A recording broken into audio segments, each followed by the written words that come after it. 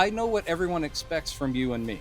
Being such huge Superman nerds, they're expecting us to either be like, that was a travesty, or they're expecting us to go, holy crap, this will raise the dead. This movie has repaired all ill will in the world.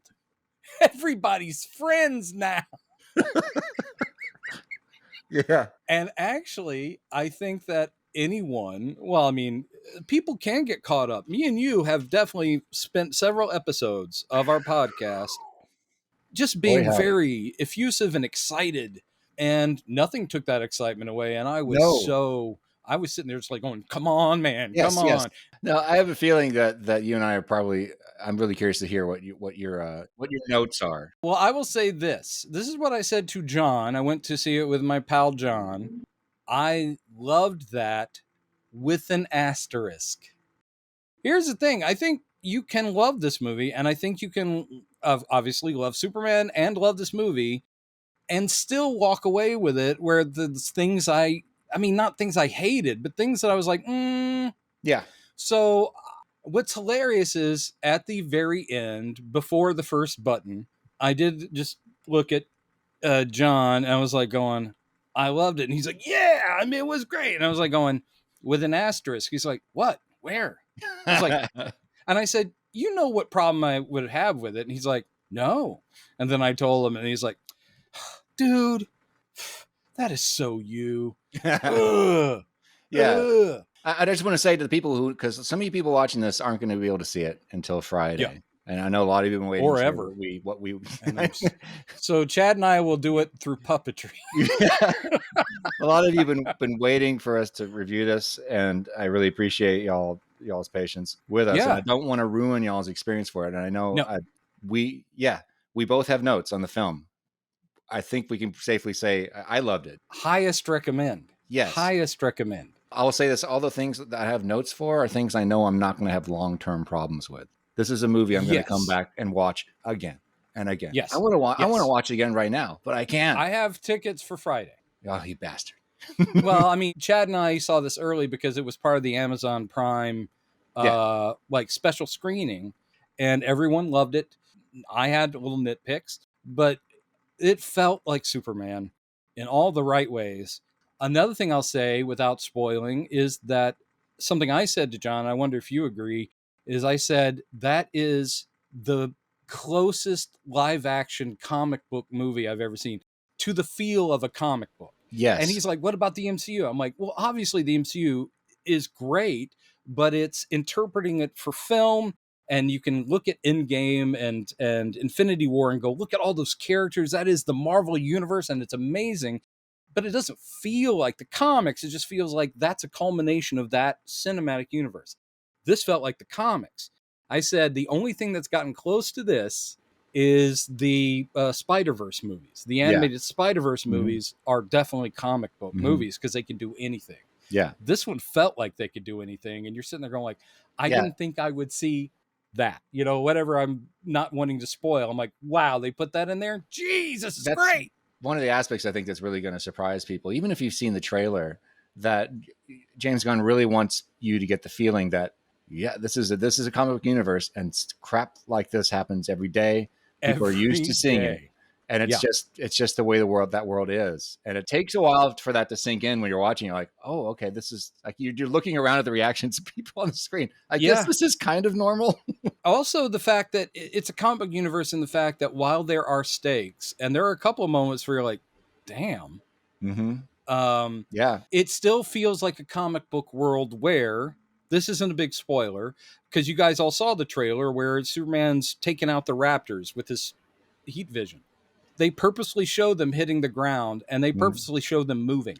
Yeah. Oh, in other words, this isn't like just a death march. There's real worldness, but yes, huge skyscrapers can topple, and you don't, unlike Man of Steel, sit there going like millions are dead. Right. This movie makes you feel like, well, those buildings will have to be rebuilt, but you don't feel like, oh God, that city was destroyed. No. Millions are dead. You just kind of go, oh boy, they're going to have to do some work. Yeah, which is great because the storytelling was very careful and carefully crafted, and Yes. allowing you to focus on what was happening and not worrying about things that weren't happening on the screen. But when he wants to make a point, when he wants to show that there are life and death stakes, he goes there, but he's picking his moments. So yeah, again, without being spoilery, it's like, yeah, there are a couple moments you're like going, ooh, wow, okay, all And right.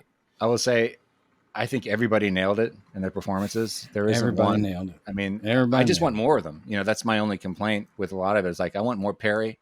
I want Yep. Ron Troop. Poor Ron Troop. Poor Ron Spoilers. Troop, he got like Like a couple lines. a Yeah, couple words, but he's there. That's the good but news. Is he's that there. he's in the universe. We're going to see more of them, more of him and them. The other characters as well. Lombard is Lombard. exactly the idiot you want him to be, and He's Kat is just as vacuous as you want her to be. yep. And I'm like, oh, everybody on the. There's some twists with Jimmy, which again we won't get into yet. I had fun with this, and its heart was so much in the right place, which was the thing I mainly want.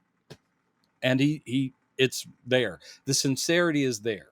Yes, it There's is. comedy because it's James Gunn, and 95% of the comedy works fine for me. And I'm like, oh, this is great. I will say this too: the action is very inventive. Yeah. There's some things like people hitting each other on moving objects and stuff, as we've Yeah, seen that. But the overall setting of the action pieces, I didn't walk away from this feeling, oh, they did that scene again, or they did pull that trick again. It's very inventive, and that's so refreshing. if this is all fully out of James Gunn's head, he has it in his DNA because he has thought out every one of these sequences to be unique. And he also gives everybody like a showcase moment, which is what you want. Yeah, A Green Lantern showcase moment, a Mr. Terrific sequence, which is one of the most badass things you'll ever see. Hawk Girl being, again, badass. All of them get their moments. And Metamorpho being about as metamorpho as you're going to ever see. I think that was my favorite sequence. They didn't shy away from the weirdness of Metamorpho. It's just, I don't want to give anything away. It was so good. As you were just saying, everyone is great. Everyone is spot on. The moments that they've already shown you in the trailers, you might think, well, that's been spoiled for me. But everything they've done in the trailers is like the first little chunk. Mm-hmm. And they've, of course, very nicely edited it around. A lot of our theories were wrong. A lot of our theories were right. Right. Yes. And actually, I think, Chad, you because you would not stop writing the movie in your head, I think you had a much higher ratio of like, I think this will be the thing. And you were right. And I'm sitting in the theater going like, yeah, that was Chad. Yeah, that was Chad. I Oh, wasn't keeping Chad a got that. scorecard. Yeah. I should have. I felt like in retrospect, I should have been doing what you said. Like called it. I could have I done would love that it if you did. one or two 'Cause times. no one there is like going like, oh, that's the guy from Prodigious Saps. He did call it. But I was constantly surprised because I knew that we had, as any trailer, we had fragments of a puzzle and we were putting the pieces in incorrectly. Mm-hmm. One of the things that I'm getting close to wanting to spoil, so I got to shut up. Well, could you sum up what you're about to say so we have a natural ending point? No, it's very specific. But it was another great bit where you're like, this is that universe they live in. Yeah. This is what their world is like. Yeah. And people can be just having dinner while something like this is happening outside. Right. So anyway, that is non-spoilery. Have you seen the Zack Snyder and James Gunn back and forth of the last couple of days, like including them being on Rick and Morty? I saw the Rick and playing Morty themselves? clip, but I didn't see them chatting with each other. No. Well, I mean, like James Gunn posted a picture of them with their arms around each other. Goes, this is proof that we are friends and that we support each other and we're excited for each other. So in other words, it is that thing where the people who try to do that divisive thing, and even I sit there going like, for some people, Zack Snyder's Superman was all they wanted.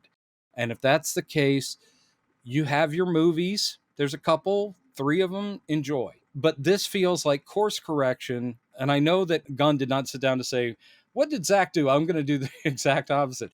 But he found a way into the character that seems to serve the purest version.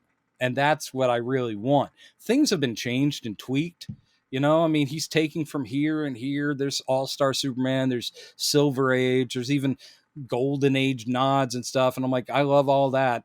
I mean, Baravia, like we found out, wow, that's from a 1940s comic. Good Lord, man.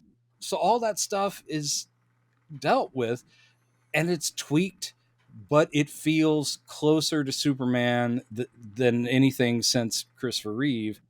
And I wish Christopher Reeve had scripts this good. You know, it's like that first movie, great. Second movie, we're shaky. And then 3 and 4, just monstrosities, really. I had this thought when I was watching, and this is not spoilery. In a way, this is because this movie just puts you right in the story. It's like, it's not only Superman been Superman for a few years already, but yeah, the movie starts in the middle of the action, essentially. I'm not going to tell you exactly what it is, but you're like, bam, you're like right in the middle of this. I was like, this feels like a sequel of a movie that didn't happen. And it was like kind of like the same way that Star Wars, the original Star Wars, like bam, just puts you right in the middle of battle. And you're like, what the hell? Yeah. You know, Chapter 4. You're like, what? Chapter 4? This really is. And this is different for me because I saw that as a 7-year-old kid. I was just about to turn 8. Or maybe I didn't. Maybe I was 8 years old. Anyway, I was an 8-year-old kid who was just blown out of his mind. His mind was blown, and he went home and drew stories and stuff. Now I'm a 56-year-old nerd who has had this movie up my ass for 2 years. So I'm not having the exact same reaction. But this is a movie that I don't think I've been this exhilarated by a movie, and I don't know how long it's been. I wouldn't say all the way back to 1977, but it has that kind of feeling for me. Like, yes, it's not necessarily the reaction everybody would have. Again, lifelong Superman fans here, lifelong comic nerds that are going to react differently. I think the general audiences will enjoy this movie, whether they're Superman fans or not. I think for folks of our age who grew up with Christopher Reeve, and we've seen variations, Smallville and Lois and Clark and Superman and Lois and all that stuff. We've seen variations for years, but this one did in certain moments. I still think here's a problem with me as being a writer. Even movies I'm so psyched at, I never lose myself in them because I'm looking at I'm doing an x-ray of them while I'm watching them. That said, there were moments of this movie that went so deep into my DNA that, I mean, I didn't cry, but there were about 5 times I was like, tears were welling up and I'm like, oh my God. And some of these shots you have already seen. The shot of him rising up out of the dust cloud, and that's from a pretty awesome moment in the movie. But that thing, I'm just like going, and the whole thing of when he goes after the Raptors, which you've seen in the trailers, it's after he's already been beaten. I mean, without spoiling, he's at that point, it's been pretty rough day for him. But then him rising triumphantly and the whole like zooming in on the shield and then back out. And you're like, good God, James Gunn, stop it. Just get out of my brain. I did ask him to leave and he was like, oh, okay, man. That's, whatever. I just thought maybe. I was like, no room in there. Get out of there, James. So there were plenty of points where exactly what you're saying, I felt not necessarily like an 8-year-old again, but it was just so pure, the thing that I love, that I'm just like surrendering. Like, all right, take me where you're going, man. I can't wait. Yeah. However, if Gotham is right across the bridge from Metropolis, we're going to have a talk. I've never liked that. And Snyder did that. Yeah. But we do see a particular, I don't want to spoil. All right. That part where Batman walks in is like, hey, how you doing? And I was like, what? What are you doing here, Batman? He doesn't show up. No. Anyway, all right, we'll stop with the spoiler. Go see the damn movie. Go what the hell's your problem? And thank you, everybody who stuck with us through this bumpy, crazy ride leading up to this movie. We're finally here. We're finally in the aftermath of, we are. And you will be soon in the aftermath of the release of this movie. And now we get to talk about it for 2 years. We will never talk about this after tonight. No, this is the last time. Right, absolutely the last time. We got Fantastic Four to worry about over for 2 it, man. weeks. Yeah. All right. Well, thanks, guys. I think you're talking to a couple of happy saps at this point, and we hope you enjoyed as much as we did. And we like the discourse. So please, if you have thoughts on it, let us know. All right. Yes. Bye. Now we're going to spoil. All right. The full frontal shower scene. Still kind of like, what? but I do know what he was going for. That's the most vulnerable we've ever seen Superman. He's nude. He's in the shower. He's crying. I did the way he just was hugging himself and going, "Ma, ma, pa." I didn't know what that was about, but it moved me. Yeah, it was an awkward moment. It was an awkward moment. I was like, James, I know what you're going for. Not sure this is working.